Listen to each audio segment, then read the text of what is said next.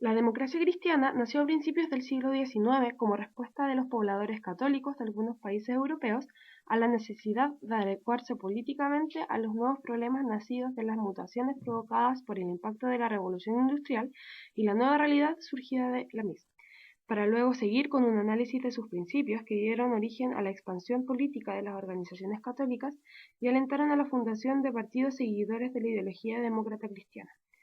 Hoy les vamos a hablar sobre el caso particular del Partido por la Democracia Cristiana en Chile, explicando sus orígenes y mencionando a sus fundadores e ideólogos y el importante rol que cumplió en la política del país en la segunda mitad del siglo XX, con los nuevos movimientos que surgieron a partir de él y su influencia en las elecciones de 1970 y en el golpe de Estado de 1973.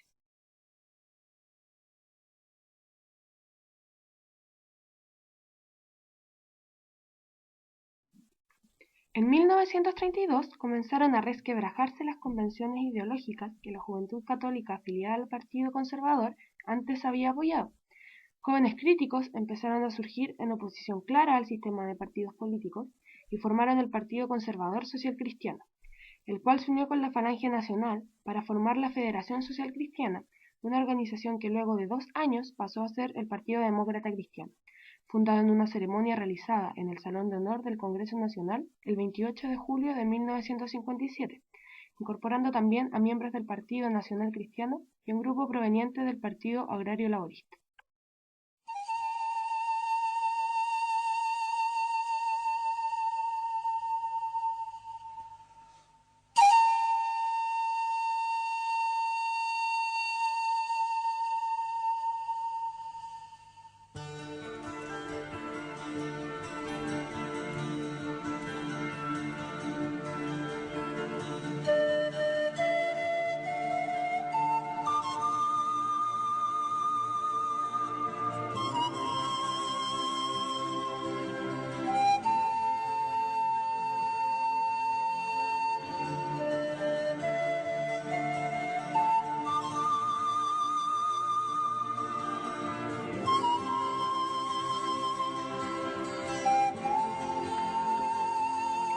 En el año 1891, el Papa León XIII publicó la carta Rerum Novarum, donde por primera vez expresó sus pensamientos ideológicos y doctrinarios en relación a la realidad social del mundo, llamando la atención a los cristianos a constituirse como un representante activo en la construcción de una sociedad más justa para las clases de bajo estatus.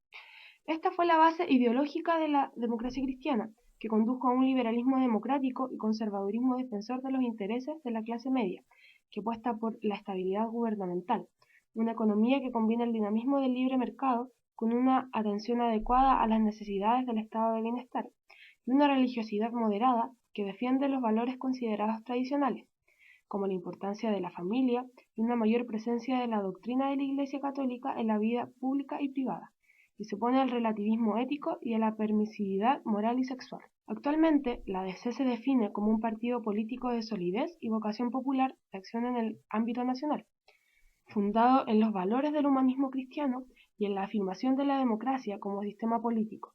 Se considera además una colectividad abierta, tolerante y no confesional, que acoge sin distinción alguna a todos aquellos que comparten esa misma concepción de la vida, cualquiera sea su condición social, sexo, etnia o religión. Ya que el Partido Demócrata Cristiano fue formado por la unión y separación de otros partidos y organizaciones, aquí tenemos a distintos personajes que colaboraron en la creación de dicho partido sin ser necesariamente miembros o estar presentes en la fundación de este. Eduardo Frei, antes de hacerse miembro del Partido por la Democracia Cristiana, participó en la Juventud Conservadora y en la Falange Nacional. Fue senador de Santiago en el año de la creación de la DC y posteriormente, en 1964, asumió la presidencia de Chile militando por el mismo partido. Rafael Agustín Gumucio fue miembro del Partido Conservador y luego cofundador de la Falange Nacional, para luego ser elegido como el primer presidente del Partido Demócrata Cristiano. Horacio Walker Larraín, antes de participar en el PDC, fue miembro del Partido Conservador Social Cristiano. Durante el gobierno de Eduardo Frei, llevó el cargo de embajador político de Chile en Lima, entre los años 1965 y 1968. Radomiro Tomic y Bernardo Leighton fueron cofundadores de la Falange Nacional y siguieron participando activamente en el PDC. Manuel Antonio Garretón Fue presidente de la Juventud Conservadora y de la Falange Nacional, pero se retiró de la política en el año de 1951. Gabriel Valdés, uno de los principales fundadores de la Falange Nacional, y cuando Eduardo Frei Montalva llegó al poder le designó al ministro de Relaciones Exteriores, cargo que mantuvo durante toda su presidencia.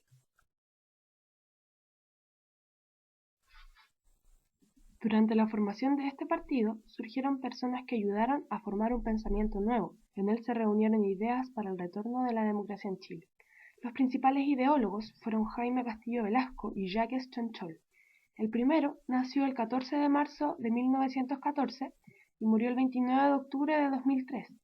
Fue un abogado, filósofo, académico y político demócrata cristiano chileno, y ministro de Estado durante el gobierno del presidente Eduardo Frei Montalva. Sus ideales fueron la lucha contra la dictadura, el compromiso con los derechos humanos, la libertad, la vida y la dignidad de las personas. Y Jacques Chonchol nació en 1926, fue ministro de Agricultura en el gobierno de la Unidad Popular en los años 1970 y 1973. Aún tiene participación como intelectual crítico del sistema neoliberal.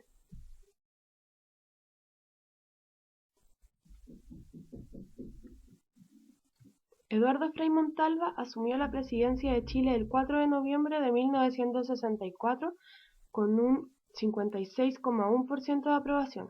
Apoyado económicamente por Estados Unidos, propuso un programa de gobierno que proponía un desarrollo integral del país, siempre buscando el apoyo de la Iglesia Católica y la juventud que la seguía. Por otro lado, en las elecciones parlamentarias de 1965, frente a los distintos proyectos de Frei que necesitaban respaldo del Congreso para implementarse, la DC desplazó a los radicales de su lugar como la principal fuerza política del país, incrementando su número de diputados y senadores. Todo esto facilitó a Frei la tarea de poner en práctica su proyecto político, que incluyó principalmente la implantación de la reforma educacional, que extendió la enseñanza primaria de 6 a 8 años y disminuyó la secundaria de 6 a 4 años. Además, dividió la última en dos áreas, una científico-humanista y otra técnico-profesional. También dictó la ley de guarderías infantiles, invirtió en más de 3.000 escuelas nuevas y se duplicó el programa de asistencia para los alumnos de escasos recursos. Y dentro del programa de promoción popular, intentó disminuir al máximo el analfabetismo en Chile. Un Ministerio de Vivienda que se encargara de la planificación, desarrollo y construcción de viviendas definitivas para familias de ingresos medios y bajos, y de urbanizar y normar el uso de los centros urbanos para hacerlos apropiados para vivir. Una reforma agraria, que se aprobó en enero de 1967 junto con la Ley de Sindicalización Campesina, para fortalecer las comunidades agrarias. Tuvo como meta la expropiación de latifundios y redistribución de la tierra que estaba siendo subexplotada para mejorar el rendimiento de los terrenos agrícolas y modernizar los procesos productivos.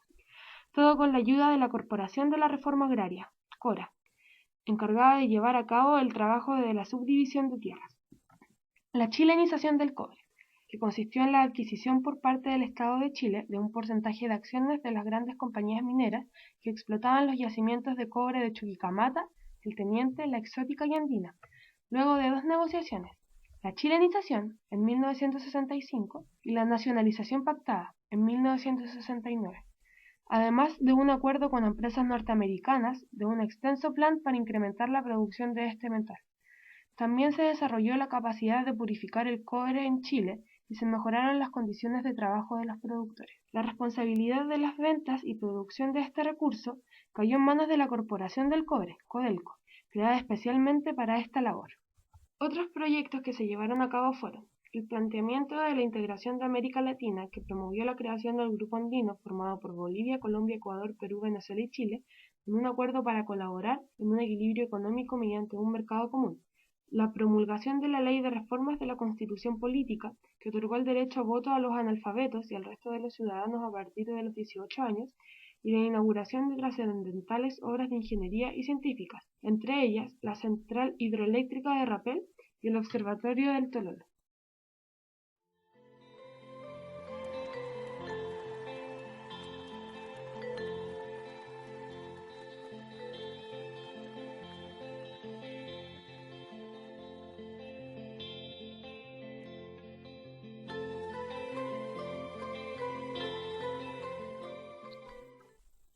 Para las elecciones presidenciales del año 1970, el Partido Demócrata Cristiano asumió un rol importante al llevar como candidato presidencial a Radomiro Tomic, quien perdió las elecciones frente al socialista Salvador Allende. Allende representaba la línea más radical del socialismo chileno, y durante la década de los 60 había demostrado en sus hechos su profunda solidaridad y amistad con el pueblo y el gobierno cubanos. A nadie se le escapaba que en caso de ser elegido sería el primer presidente marxista de la historia, que llegaba al poder en un país de Occidente, y en representación de una coalición de izquierda radical. Pero Allende no alcanzó la mayoría de votos, por lo que debía ser ratificado por el Senado. El Partido Nacional se negó a ello, pero la DC estaba dividida y para salir del problema exigió para emitir su voto favorable que Allende firmara un estatuto de garantías constitucionales. Los partidos de la UP aceptaron y Allende fue ratificado. Con el transcurso del tiempo, el gobierno de la Unidad Popular se radicalizó. Las luchas internas entre el Partido Comunista y el Partido Socialista desencadenaron en inestabilidad. La inflación llegó a un punto muy alto y el país se desabasteció. Las empresas privadas comenzaron a ser tomadas por los sindicatos, etc. La Democracia Cristiana como partido de oposición siguió siendo apoyada por el financiamiento de la CIA. Según documentación de esta, pocos días después de las elecciones, el presidente Richard Nixon convocó a su consejero de Seguridad Nacional, al director de la CIA, a su director adjunto y al fiscal general a una reunión en la oficina oval de la Casa Blanca para elaborar la política a seguir en relación a las malas nuevas procedentes desde Chile. En las notas Colby se notaba la preocupación porque estaban convencidos que la presidencia de Allende potenciaría la difusión de la revolución comunista pregonada por Fidel Castro, no solo a Chile, sino al resto de América Latina. En esta reunión propuso impedir que Allende fuese ratificado por el Congreso, que inaugurara su presidencia, aumentando los esfuerzos diplomáticos y legales que desde hacía tiempo venía haciendo la Casa Blanca para contrarrestar la influencia comunista en Chile, sobre todo a través de la Democracia Cristiana y otras organizaciones de derecha de este país. La DC, por una parte, participaba en las movilizaciones sociales en contra del gobierno, pero por otra buscaba salidas democráticas a la grave crisis nacional. Así, por ejemplo, se realizó una reunión entre el presidente del PDC y Allende junto con el cardenal arzobispo de Santiago, Raúl Silva Enríquez, gestión que no llegó a un punto. Una parte importante de los adherentes del PDC pedía la salida forzosa de Allende por el desconocimiento de las normas constitucionales y el desapego a la ley y a los órganos fiscalizadores. Todo terminó con el golpe de Estado del 11 de septiembre de 1973. El PDC no tuvo una reacción única frente al golpe militar. Muchos de los principales dirigentes, como Eduardo Frei Montalva, Patricio Aylwin o el rector de la Universidad de Chile, manifestaron abiertamente su alivio por el derrocamiento de Allende, o al menos opinaron que era una salida inevitable. El 12 de septiembre de 1973, la directiva del PDC, encabezada por Aylwin, emitió una declaración en donde definió su posición frente al golpe. Lamentó lo ocurrido en Chile, manifestando su convicción de que las Fuerzas Armadas no buscaran el poder e hizo responsable al gobierno de Allende de haber llevado a Chile al desastre económico, al caos internacional, a la violencia armada y a la crisis moral. En cambio, otros dirigentes reunidos en el Grupo de los 13, como Bernardo Leyton y Renan Fuentealba, denunciaron desde los primeros días los excesos del nuevo régimen, en un comunicado emitido al día siguiente al de su directiva.